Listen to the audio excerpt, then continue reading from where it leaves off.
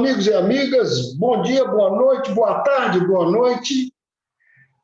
Aqui estou passando por aqui para trazer para vocês a videoaula do nosso 32º encontro do treinamento de habilidades de relacionamento interpessoal.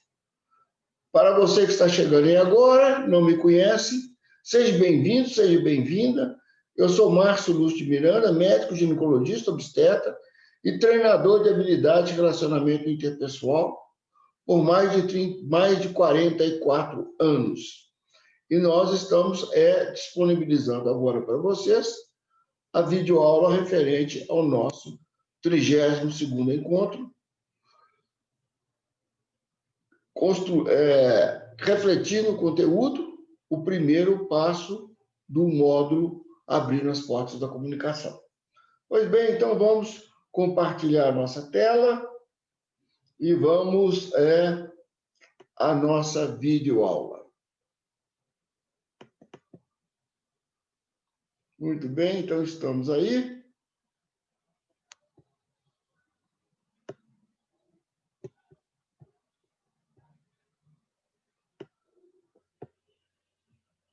Vamos dar uma ajeitada aqui na nossa tela.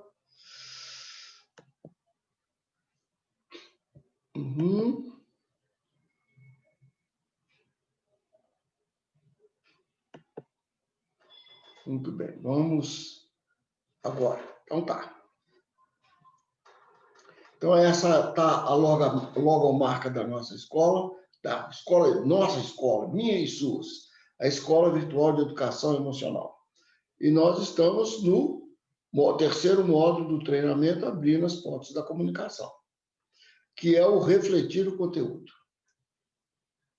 Então, aí nós temos aí os 3 módulos, que a gente está, os 2 primeiros a gente já completou, já fez todo esse trajeto aqui, né? Estamos agora no primeiro degrau do terceiro módulo, e a palavra metafórica correspondente a esse módulo é refletir. Dos 2 módulos anteriores, o primeiro módulo, criando raízes, a metáfora foi a árvore, a palavra-chave foi conviver, o segundo foi o surfista, a palavra-chave foi sintonizar, do modo abrindo as portas da percepção. E desse módulo, no terceiro módulo, abrindo as portas da comunicação, a palavra-chave é refletir. Vamos em frente, então.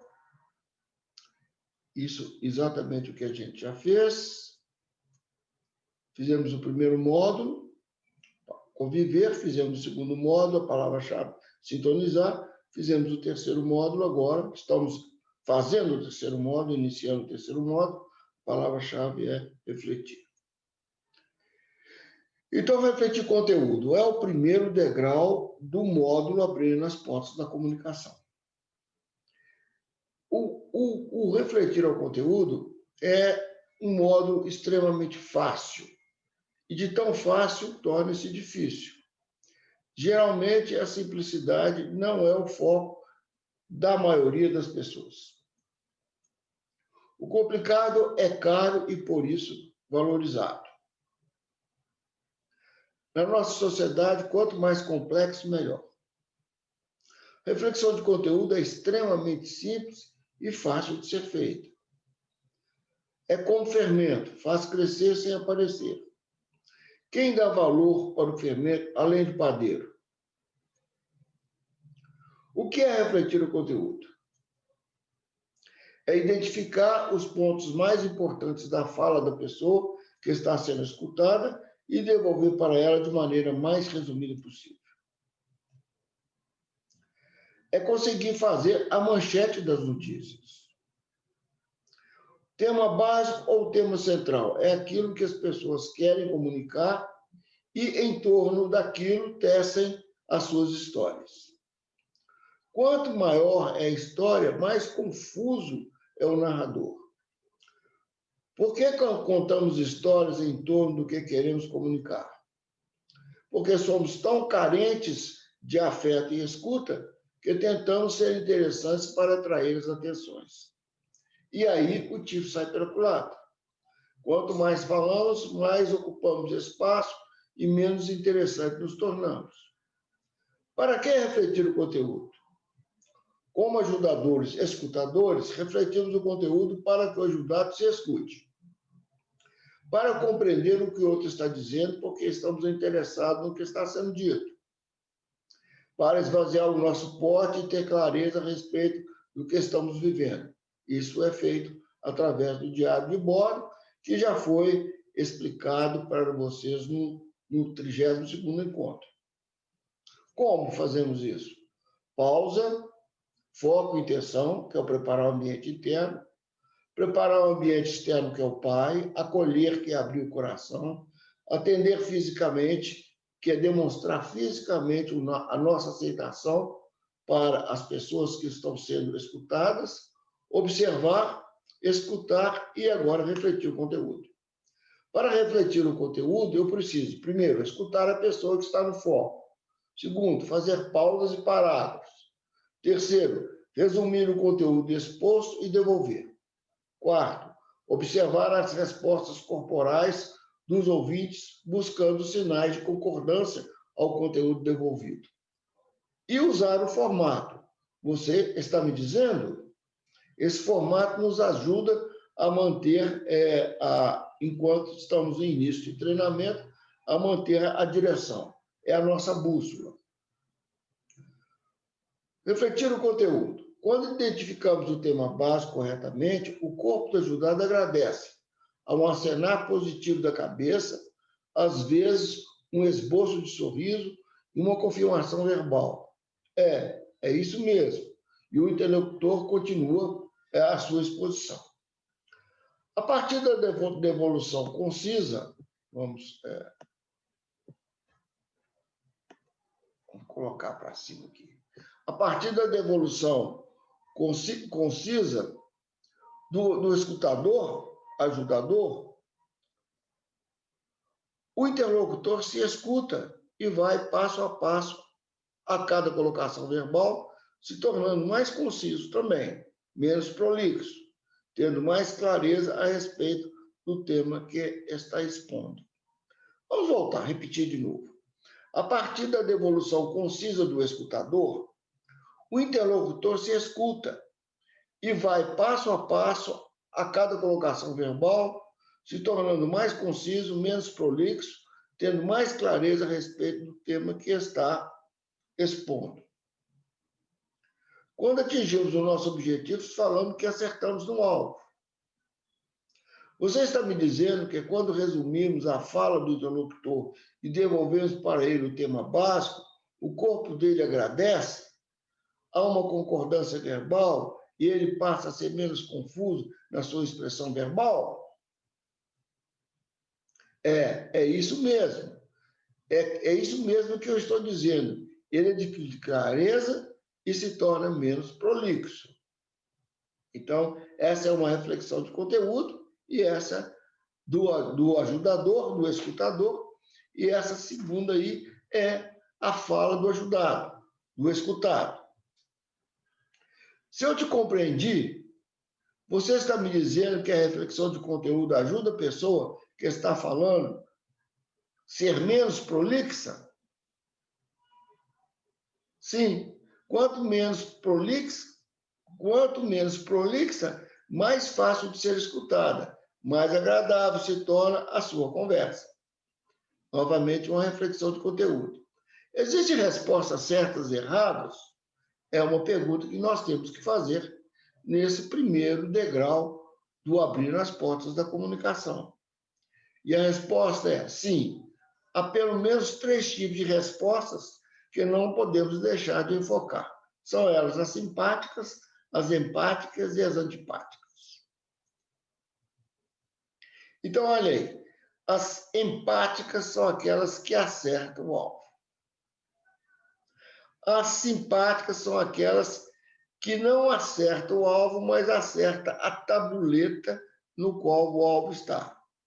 E as antipáticas, elas são verdadeiras balas perdidas. Elas não acertam nada, né? Algumas vezes ela acerta alguém que está passando ao lado, como se fosse uma bala perdida. são perigosas. Então, vamos ver o que é cada uma dessas. As respostas empáticas são as reflexões de conteúdo, aquelas respostas com as quais ficamos no ponto de referência do nosso ajudado, sem opinar, aconselhar ou questionar. O foco permanece todo o tempo no nosso interlocutor. Elas acertam o alvo. As respostas simpáticas são aquelas com as quais tentamos aliviar ou consolar as pessoas. São ótimas para fechar a comunicação e nos livrar de situações embaraçosas. Portanto, elas não são respostas de ajuda. Então, vamos ver o exemplo de como seria uma resposta simpática. Não fica triste, essa dor vai passar. O tempo é o melhor remédio. Você não é o primeiro nem será o último a perder pai para o Covid. Afinal de contas, todos nós vamos morrer. É só uma questão de tempo. Na cabeça de quem está sendo escutado. Isso significa o quê? Comunicação fechada. Vamos ver a antipática. São aquelas com as quais responsabilizamos o nosso interlocutor pelo fato acontecido. Então, vamos dar um exemplo. Não te falei? Eu te avisei para tomar cuidado. Usar máscaras, entrar em casa sem sapatos, tirar toda a roupa vindo da rua e tomar banho com bastante água e sabão, além de ficar distante dos seus pais. Essas perguntas, essas respostas, são ótimas para conseguir inimigos. Alguém que recebe uma resposta dessa fica inimigo para o resto da vida de quem as formulou. A partir de agora, vamos considerar a escuta, através da reflexão de conteúdo, como um processo de ajuda. O interlocutor, o ajudado, e o escutador, o ajudador, formal ou informal. O que o ajudador deve falar? Identificar os pontos mais importantes da fala do ajudado, tema central ou tema básico, e devolvê-los para ele de maneira resumida e organizada. A imagem metafórica é separar o joio do trigo. Para quê? Se reflita o conteúdo da fala do ajudado, organize sua mensagem, de modo a ele se compreender melhor, adquirindo mais clareza a respeito do que está falando e vivendo. O tamanho da reflexão de conteúdo. A reflexão de conteúdo é um resumo da fala do ajudado, é a manchete. Deve ser formulada em poucas palavras, sem detalhes e indagações. Uma imagem aí, uma visão de Ouro Preto. Efeitos da reflexão de conteúdo sobre o ajudado. O ajudado é uma pessoa que está confusa, não sabe onde está, por isso não sabe onde quer chegar. A reflexão do conteúdo é uma das formas de ordenar e desfazer o caos, levando o ajudado a se compreender. Efeitos da reflexão do conteúdo sobre o ajudador.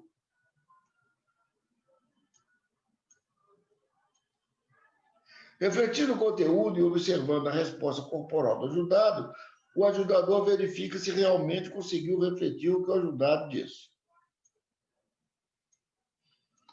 Olha aí. A metáfora. Responde, vai para frente, vai andando, e chega aonde queria chegar. Ponto final ou ponto de interrogação? O ponto final é a característica do ditador. A interrogação é característica do democrata quando se refere ao próximo. Você está me dizendo, ou você está me dizendo. Então, o que nós vamos escolher na nossa resposta? Utilizar o ponto de interrogação ou vamos colocar ponto final? Aplicação da reflexão de conteúdo. Primeiro, ajudar as pessoas a terem clareza do que estão vivendo. Segundo, ajudar a si mesmo a compreender o que está sendo dito. Terceiro, se escutar para esvaziar o seu porte e se organizar mentalmente. O diário de bordo. Quarto, estudar. Cinco, 5, escrever textos. 6, escrever livros. Já falamos a respeito disso no encontro, no 32º encontro, sobre o refletir o conteúdo. Como a reflexão de conteúdo atua no processo de ajuda?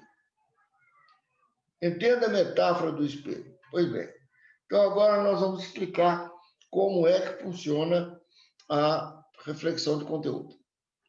Quando o